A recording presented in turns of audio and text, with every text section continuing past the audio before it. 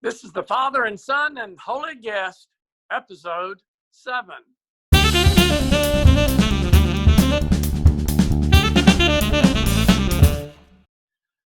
Bill, I think sometimes as a pastor, even just as a regular person, not just a pastor, we get so caught up in the task of the day. And there's one thing after another. We're driven by the calendar and what comes next and so forth. That I sometimes I'll get weary and maybe want something more, but not quite sure what that is. I've found that sometimes when I get sidetracked or sick or something, I get a little bit of an opportunity to maybe move in a little bit more spiritual direction, where I'm kind of contemplating what's going on in the world or what's going on in my life. How do you experience your workload as father or as preacher or as whatever? Well, my favorite book of the Bible, and I've said this before, is the book of Ecclesiastes. I haven't said it before on this podcast, but I've said it before several times, is the book of Ecclesiastes. Ecclesiastes starts off literally by saying, nothing really matters in this world, so don't get all bent up about it, which is not always the message the church wants to put out there. But what I found, at least in certain times of my life or my career or whatever, is that taking a breath, taking a step back and saying, the best I can do is to do what I'm doing right here, right now, to not put that extra set of pressure on me, not kind of do anything that I think I should be doing, but just doing what I'm doing. We're talking today with Ann Smith. Ann Smith is the spiritual director, at least in part, at Vineville United Methodist Church, and she says that she spends a lot of her career, a lot of her spiritual directing with people who have become frustrated or overtaxed or trying to figure out where God is in all of these thoughts, feelings, pressure that they have. And I love talking to her. She has a very easy kind of, let's just breathe a little bit and let's listen to what God is saying in all of this. We were talking a little bit about allowing the tea bag to seep in the hot water for a little while, to steep in the hot water for a little while, as she went, described it as the ripening of the fruit. I thought that was very helpful to me. I think sometimes we don't realize even that things are happening where that's working inside of us, and then all of a sudden something happens and we kind of break forth. I know Richard Rohr has been writing about a number of the saints that the church holds in high esteem, and very often they have either suffered tremendously, even at the hands of the church, or because maybe the church authority didn't want people to think one way or another, and so they would, back in the Inquisition days, they throw them into a cell, and very often the people would find a very rich experience with God in the darkness of the cell, and sometimes the darkness of life overcomes us, and it is in that darkness that overcomes us that we actually find life. And I think Ann is one of those out there that can help us. Well, let's talk to Ann. Let's find out about what spiritual direction is, what it can do for us, and ultimately, who is directing us. Well, we're glad to have Ann Smith with us today from Vineville Church, United Methodist Church in Macon, Georgia. Thank you for joining the show. Oh, glad to be here. Glad to be asked to be part of it. And can you maybe start off by telling us a little bit of your story, where you grew up, how did you kind of grow in your own little faith, and how you got to where you are now? Sure, be glad to. I grew up in Atlanta. My dad worked for Delta, so we lived on the south side of town where you weren't so far from the airport. Um, I'm a cradle Methodist. Grew up in the Methodist church. In fact, the College Park Methodist where I grew up is where the College Park MARTA station is. They took part of our parking lot when they ran MARTA through, but always involved in the church. Actually thought when I was in high school and going off to college that I would go to college and probably end up going to be a director of Christian education. Of course, back then, I'm old enough that was, women that I saw in leadership roles in the church. It was either music or a DCE. So ended up changing direction and majoring in accounting and practiced accounting for years, but always involved, in church and always active in volunteer roles, but sold my accounting. Huh? Was that changed somewhat because of your frustration with the status and role of women in the church at that time, or is that just something that happened? No, it was just something. I think what happened really, we had a director of Christian education at my home church, and just watching the stresses that she was dealing with. My mom actually kind of, was in a little bit of protective role, was like, you sure this is really what you want to do? Is this the direction you want to go with? Because, sometimes people, in the church can think that the church staff, that they all have a right to tell them exactly what to do. I know that's probably nothing y'all have ever experienced, but she was concerned about that, and I had an interest in accounting anyway. So it was a way to still be able to do something to serve other people, just in a different context. So I practiced accounting for many years, and then eventually had my own practice, and then eventually just really felt like it was time to do something different. So I sold the practice with the idea that I would do some small business consulting, because that's what I really enjoyed, was working one-on-one with business owners. And then I did that in 2007, and the economy tanked, and suddenly there was not a lot of work to do. So took the time to kind of reflect and think about where I wanted my life to go, and kind of experienced spiritual direction and was drawn to it, and eventually felt like that was the nudge, where God was nudging me. And so I found that there's a lot of similarity between spiritual direction and the way I practiced accounting, which many people find unusual. But I practiced accounting by meeting with clients and saying, what is it that's going to give you a sense of peace of mind? Don't think about what the tax laws tell you as far as you have to do it a certain way. You do it legally, but don't live your life by the tax code, and don't let the tax code dictate what you need to do in order to feel like you've got a sense of peace about the way your finances are being handled. So I tried to get people to listen to what they could feel comfortable with, and not just make decisions because it was going to create a deduction for them.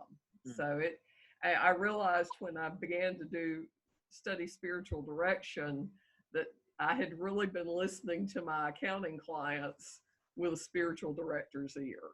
Well, let's start with that. Anne, you are the director of spirituality, or what is your actual title at Vineville?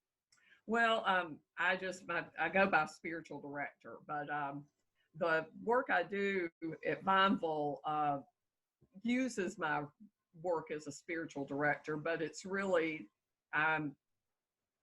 it's probably more than that. I'm responsible at the church for some of our contemplative worship that we do midweek, and doing some teaching, pastoral care. So I really tend to do my spiritual direction more independent. I, use the church for that, Sure. but it's not necessarily part of my job responsibility at the church. Well, so what's spiritual direction then? What do you do as a spiritual director? Well, first of all, it's not really about directing anybody. The Holy Spirit is the director. And what I do as a spiritual director is really sit with people, listen with them for how God is working in their lives. It's very much a companioning process of, many of us say that we know that we need to take the time to listen, but we don't always listen, and we don't always do a good job of listening to each other. And I think to me, one of the great gifts of spiritual direction is to meet with somebody whose role it is to deeply listen to you. And that's something I have found in my own role of working with a spiritual director, and it's what I hope to offer the people that I meet with as well. So are you doing it one-on-one? Do you do group activities? Do you do retreats? How does it play out? Well, most of my direction is one-on-one, it can be either face-to-face, or I do, direction with kind of like we're doing with Zoom, but, with Google Duo or some of the technology, especially now with the pandemic going on. But I do retreats as well. I lead weekend retreats, or half day, full day retreats, and I haven't done group spiritual direction, but without calling it that, sometimes the teaching that I do, whatever, if there's a group that I'm doing at the church, it often ends up being group spiritual direction, whether I name it that or not. I don't, the discussion is focused in listening to what's going on in you, inside of you, rather than giving the answer that you think the teacher wants to hear. How do you think someone comes to the point of recognizing that they could use a spiritual director in their life? Well, that's a good question, and there's several ways, but probably the two main ways that I have encountered people coming to spiritual direction. One is on a short-term basis. That is a process of discernment, a decision that they want to make, maybe a vocational decision that is coming up that they're trying to sort through, and they need somebody, an impartial but grounded listening ear for that. So those tend to be, sometimes those can be people, students or folks seeking to change, their employment, or feeling a call from God in a particular direction and wanting somebody to sit with them with that. But the real practice of spiritual direction that is probably where the overall spiritual direction ministry finds its greatest fruit is in working with people who usually have kind of I always call it hitting the wall at church. The church can't be all things to all people at all often at all stages of their spiritual journey. And many of the people that I meet with on a regular, ongoing basis have reached a point where what the church is offering in the way of small groups and Bible studies, they're wanting to go a little deeper and into the into their interior life, into a relationship with God, and they've just kind of hit a spot where what there is, no matter how good their local church is, there's just only so much that the church can offer. And so they need a place that they can kind of go and explore, where they're hearing God nudging them, or how the deeper questions that may not get answered in a typical small group setting at the church. A lot of people think that spiritual direction is about, when you first become a Christian, you need somebody to walk with you on the path. But that's certainly a wonderful resource for that. But typically the people that I have found I meet with, it's clergy and lay people, but they really need a place where they can go with some of the deeper questions and thoughts around their faith. Let's maybe do, not really role play. I don't think my Sure. introverted self would like that very much. But let's give people a good idea of how this might work. So Okay.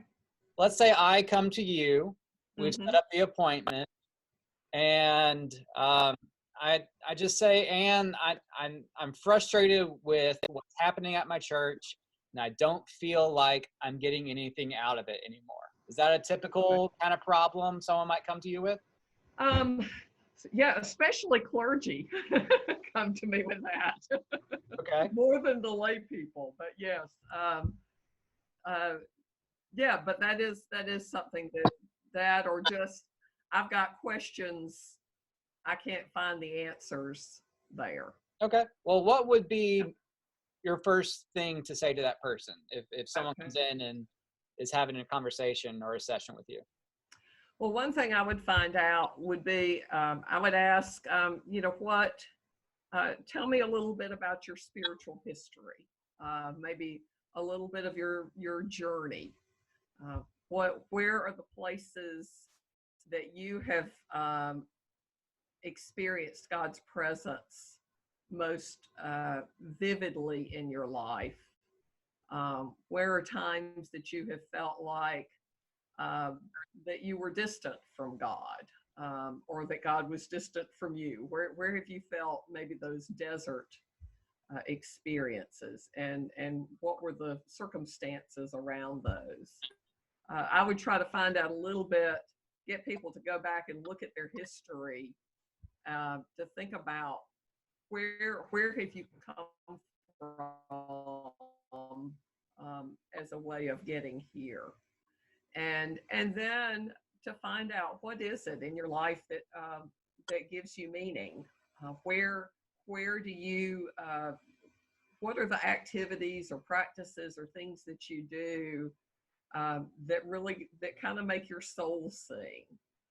And not thinking about necessarily that are done within the walls of the church, or that are attached to the typical maybe spiritual practices, but what is it that you find that gives you energy in life? And what is it that you do that is draining, that you do it, but you don't, it is more of a soul sucking activity than a soul nourishing activity.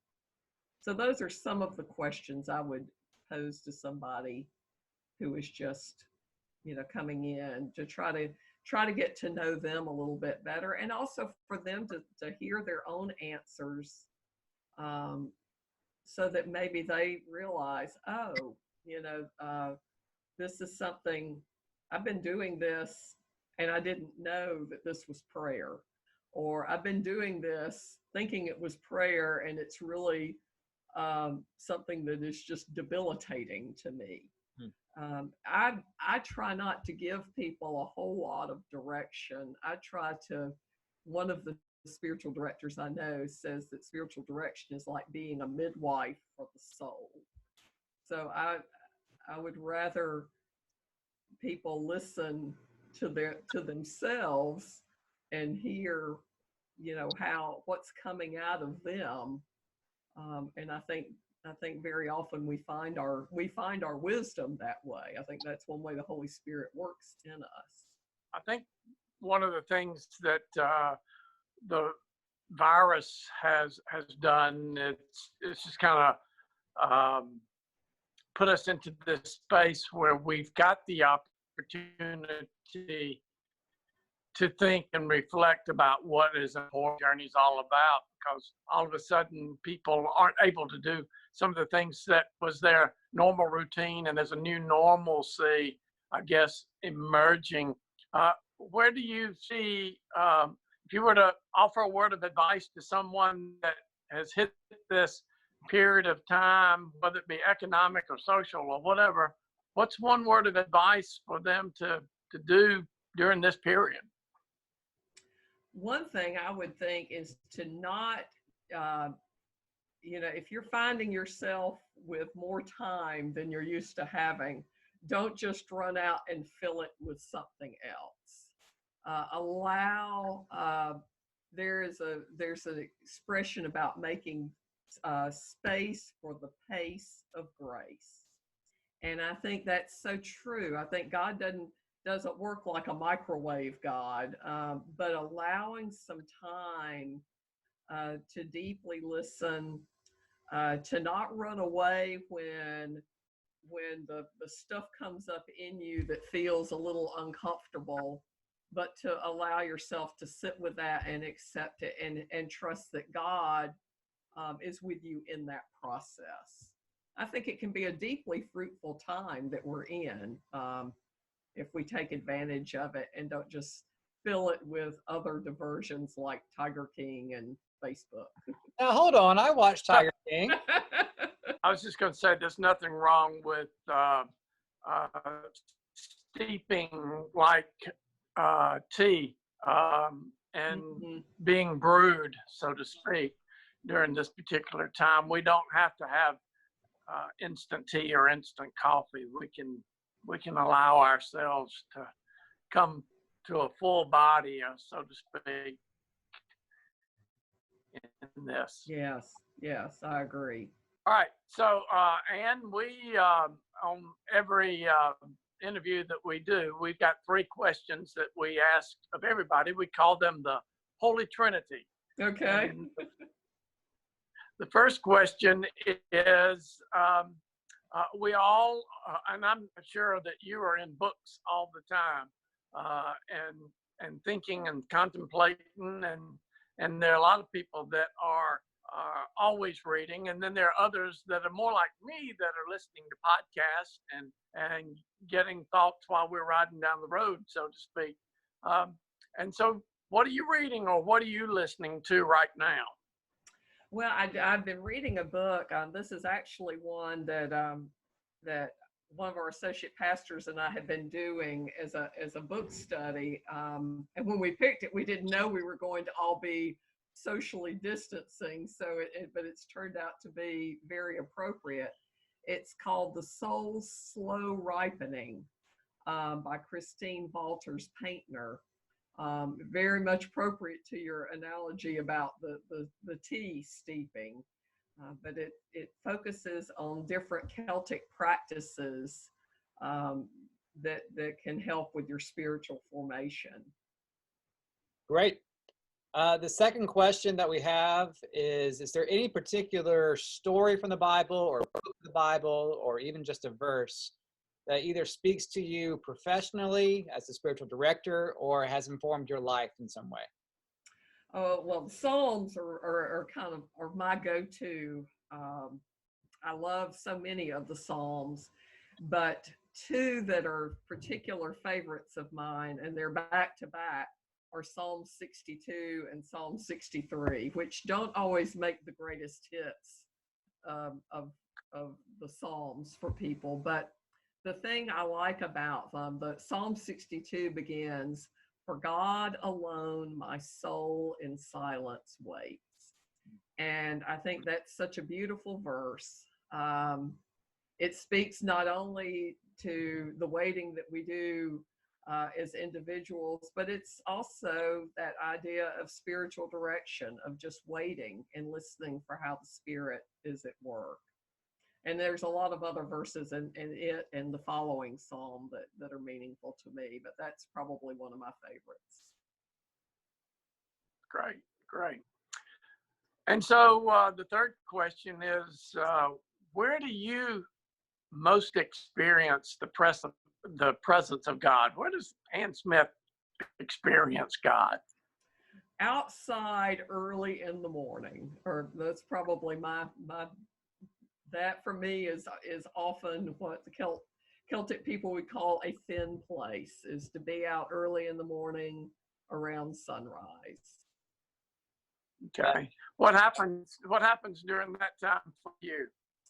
Well, I generally take a walk early in the mornings, and I just, for me, to be out, see the sun rise, to see the day waking up, hear the birds singing, that's just, for me, is about the perfect way to start the day.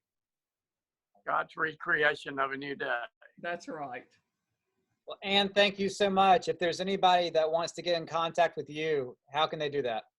Well, they can, probably the easiest way would be to email me.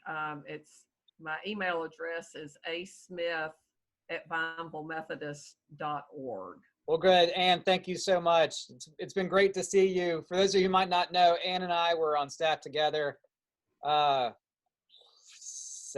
years ago at this point. Yeah, that's right. So, and Ann and I have kept in touch for a long time, since we've left Macon as well. Yeah. Anything else you want to share? Well, just, just hope that people take the time to breathe and rest, and don't push themselves too hard during these turbulent times. All right. Thanks, Ann. And so great to see you. Come visit with us when you can. Yeah, I'd love when we can, I would love to come down.